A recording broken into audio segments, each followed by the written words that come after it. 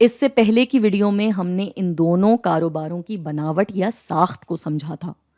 اب ہم ان کی مارکیٹ کیپٹلائزیشن کو دیکھیں گے، یعنی سادہ اور آسان لفظوں میں ہم یہ سمجھیں گے کہ جس بازار میں یہ دونوں کاروبار کام کر رہے ہیں، اس بازار کی نظر میں ان کاروباروں کی کیا حیثیت ہے یا کیا مالی حیثیت ہے۔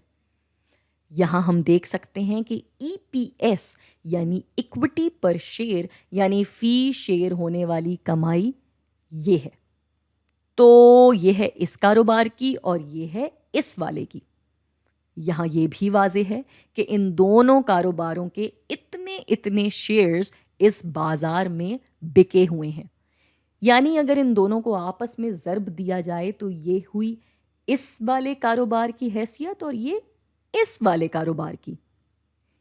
اس کو اکثر مارکیٹ کیپ بھی کہا جاتا ہے۔